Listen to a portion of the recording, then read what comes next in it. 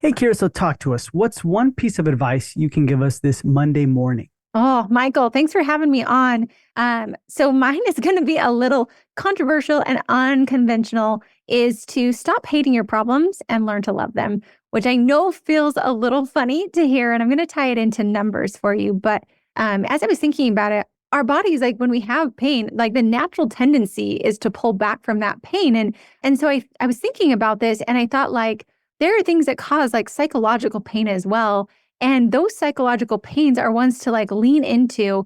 And our brain is a web of even more nervous cells. And so, like, our natural tendency is like when there are problems, we want to pull away from it. We want to run away from it. We don't want this to be our problem. But the exact opposite, I believe, is what is needed to actually lean into them, solve them, because problems can create innovation. And I feel like, again, it's counterintuitive to what we think we should do, but stop hating our problems and truly learn to love them. What are some common problems that you see a lot of us, either as humans or as practice owners, tend to hate the most, where Mm. we either ignore it or it bites us back in the butt later on? Yeah, I would say like the number one thing I see with our dentists that we coach are numbers. I think numbers are just one thing. We don't want to look at it. We think that me knowing my numbers, me looking into my numbers, I am a dentist. I am an entrepreneur. I'm a business owner. I don't know numbers. I know dentistry. And so it's almost like even with my hands, like we're pushing back, we're pushing against that, but leaning into that problem because so many of our problems actually stem from not knowing our numbers. Can I hire this person or can I not? I have a client currently and she's like, Kiera, I've got all this turnover. And I'm like, well, one, like, let's look at the pattern. So, like, leaning into the hiring piece. But if you don't know your numbers, it's very hard to make decisions of can I afford this person? Can I actually give raises? What do I need to do in case of a recession? How can I recession proof my business? What is my true overhead? How do I, like, what do I need to set my production goals for? Looking at all those numbers, I would say is like the number one thing people literally like, it's like a visceral response like, no, I don't want to know my numbers. I don't want to look at the P&L. It feels like a totally foreign language, which it is. And it's scary and it's daunting. But honestly, leaning into that and loving the things that possibly cause the initial pain are going to be the ones that give you the most freedom. So then, going with the numbers side of this, the main numbers we need to be looking at are what? Because that's a good point you brought out, where it's like I would feel like, man, I'm just so overwhelmed. We need another Mhm. hygienist, or oh my god, I don't want to do hygiene, or we need another assistant, another front office, because we feel overwhelmed. But what numbers need to speak? Yeah. So what I love, and we actually just created an awesome calculator that I think people can have is number one, like go through and figure out if you don't know what your overhead is. So overhead is all the costs of running the business prior to paying our doctors. And like sometimes if you've got associate doctors, that should go up in the top line overhead. But then below that would be how much we're paying you as a doctor. And then below that is how much are our debt services to ultimately get a profit number. And I like every office to be running at least at a 20% profit margin after paying themselves and after debt services. That would be ideal.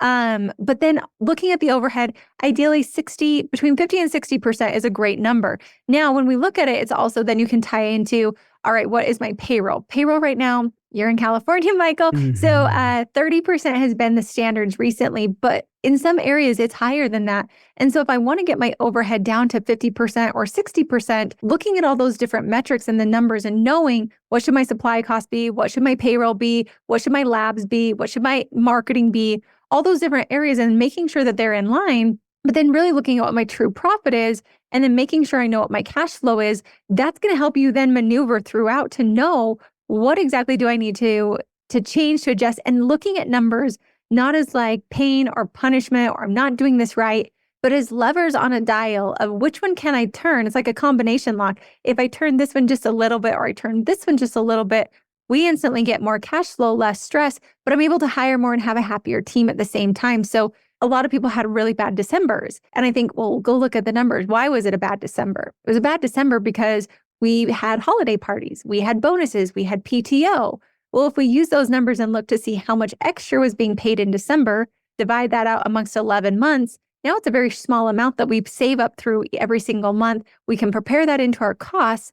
December won't have to be a hard month for you ever again, but it's looking at those numbers first of the overhead, the profitability of the practice, and then we move into like the KPI. So what's going to influence the supplies? What's going to influence the payroll? What's going to influence that and getting your team bought into it? And I think like, gosh, Michael, I could come on here and talk about anything, right? Like any topic. But I promise you, if I can empower people to not be afraid of the numbers and to say like, all right, It's kind of like, I think, air traffic control towers. Can you imagine, like, just for 3 seconds, like, I cannot imagine hearing the nonsense chaos that per person's having to like navigate through. It probably sounds like static in their ears, but like the more they listen to it, the more they're able to understand. They're able to understand what those pilots need and be able to guide them in safely. Same thing with looking at your numbers. It might feel like static and chaos and overwhelming today, but even just committing to, I'm going to look at my P&L every month. I'm going to figure out what my overhead is.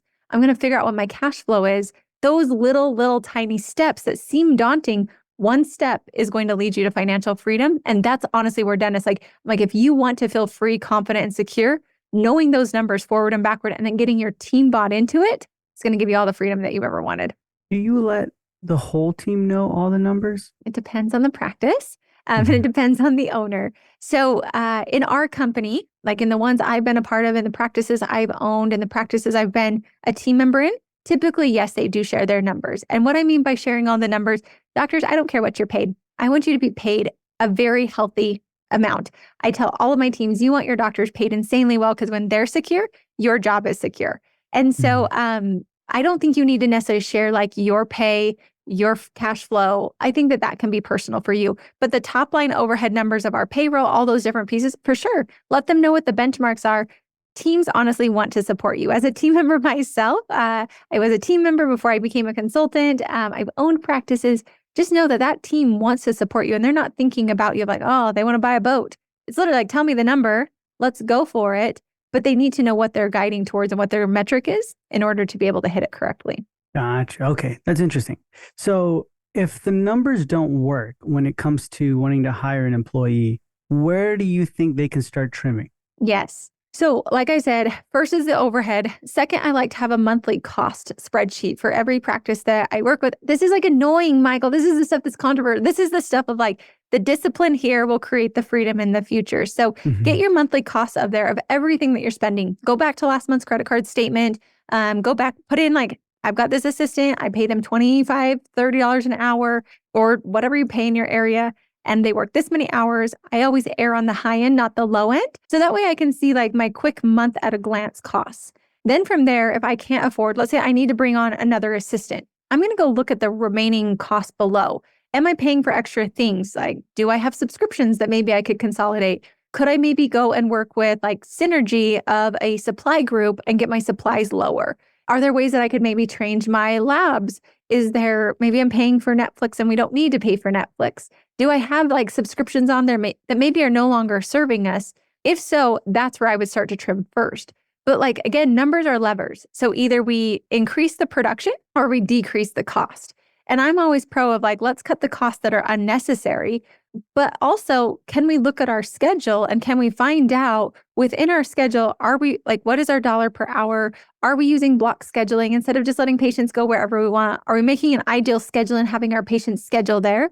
Like those little things can make your hourly be so much more productive with ease. And you're doing nothing else other than just scheduling the patients in a more effective block. So before I go cut teams or I cut anything else like that, let's look at your schedule too. And could we make your schedule a bit more productive? So that way your time there is better utilized. And then we can hire that team member. And also just knowing the number, break it down. A lot of times we break it down into like, oh, I need to make this per month. Break it down into per month, per week, per day, per hour. And then again, build that block schedule. It's really fun. You can get into Excel. Like this is where you get into the nitty gritty. And I love to do this for offices. But I found for offices, when you like get even into that schedule before you go cutting costs, I've been able to add usually between $30,000 and $50,000 like minimum. I've even had upwards of $100K per month added to a schedule, and they're working no more hours. We're not having to do extra treatment. It's using the treatment we have, having better blocks, and then teaching your team how to be like, oh my gosh, Dr. Michael's incredible. They do their crowns at 8 o'clock or at 10 o'clock. Which time works best for you? So I'm guiding the patient into a perfect schedule. I'm not going to go cut costs. But then after that, like from there, then we go and figure it out. But I would rather see, could I be more productive with my scheduling before I'm having to cut other people to be able to hire? And then also sometimes you might have to make all right, I'm going to do a hope, a wish, and a prayer. I know this person is going to bring in revenue over the next 3 months. Can I sustain that extra cost for 3 months? And if so, that was a good investment. And I've even hired people and been like, look, I can't afford you today, but I know you're going to be able to bring in the income I need to be able to afford you. I've got 3 months and you're going to prove your worth. And this is where we are. And it's a hope, it's a wish. But if they know and you know, I've never been burned in that situation. Maybe someone has, but being upfront and honest, they usually will prove their worth really quickly and pay for themselves. And that's usually like a TC, an OM, a hygienist, a producer. Usually they're a cost I'm willing to run maybe a little high on for 3 months because they'll pay for themselves within that 3-month period. Interesting. You tell them that you're like, hey, I can't afford you, but I'm going to hire you. I have, Michael. I just Interesting. think have the honest combo because Yeah. I want to be upfront with them of like, today, I know I need you. I can't necessarily afford you, but I'm also so confident that you're going to bring in the revenue to my practice to be able to afford you. Like they're a producer, right? A hygienist is a producer, a doctor's a producer, a treatment coordinator. They're not technically a producer, but they can close cases to put money on the books. They're going to actually pay for themselves. And like, yeah, I hired a treatment coordinator in my first practice and I was like, I can still see her. And I said, honest to goodness, like you are out of the budget of what I was planning, but I'm so confident you're going to be able to make up your salary in our monthly revenue. I got 3 months of a runway. And if not, like, I honestly am going to have to part ways with you. And she was so like, she was a TC and she's like, oh girl, I'm going to put this money on your books. Like you will pay for me like 10 times. And she did. She was an incredible, incredible hire. But sometimes you got to just take the risk too, knowing that you're hiring who you can't afford today, but who's going to put money on your books. Be careful though, you don't want to get into hot water, but producers, I'll take a risk and I'll run on them knowing that they'll bring revenue to my practice. What does hot water look like? Hot water is when you're not paying yourself and you're taking out like second mortgages on your house. I've had some doctors where they're like, it's just like, we're just going to keep pumping money into the machine versus saying like, all right, what things do we need to cut? At this point, we do need to cut costs. And maybe that is cutting. I never like to cut team members. They're my last one. A lot of consultants are the opposite and they come and just slash. I just feel like teams are valuable and I see them as assets, not liabilities of a practice. And so hot water is you're not paying yourself. We're taking out more loans. And there's a fine line of having the hustle versus the like, completely engulfs you to where you can't come back from it. And so that's going to be your hot water. I don't like to run less than like a 5% profit. Now, if you're a startup practice, you're going to be negative for a few months, but you've got your working capital. Hire the people that are going to produce for you. Be strategic on my startups. I'm always like, have the hygiene patients come in, but if they need dentistry, do that first and then schedule them back on Friday and hire a temp hygienist on just Fridays. That way, when you're here, you're doing more production instead of just doing the hygiene. Scooch that out to Friday, fill a full Friday schedule. You are always able to produce. That's how you build up a schedule. So always also be working at the top of your license is a good way to look at it as well. Interesting. Okay. Awesome, Kiera. Thank you so much for being with us. But before we say goodbye, can you tell our listeners where they can find you? Absolutely. If you want help with this, if you want help to get your numbers, I love to do this. And this is why we built the Dental A team. It's consulting and we have virtual and in person. We have lots of different things. It's a ton of fun. So head on over to thedentalateam.com. You can also listen to our podcast, the Dental A Team Podcast. And if you ever are curious about consulting, every Friday at 8:30 a.m. Pacific, 11:30 a.m. Eastern, you can come pop on. We have a 15-minute like learn about consulting, see if it's a good fit for you. No stress, you can just come learn, but I'd love to help anyone out. Thedentalateam.com. And if you tell us that you came from this podcast, we actually have preferred pricing for all the listeners here. So definitely mention it. We want to take care of you guys. Go have an incredible day. Thanks, Michael. It was a good time. Awesome. So guys, go check out the preferred pricing in the show notes below and reach out to Kiera too with the links in the show notes below. And Kiera, thank you so much for being with us. It's been a pleasure and we'll hear from you soon. Thanks. See ya.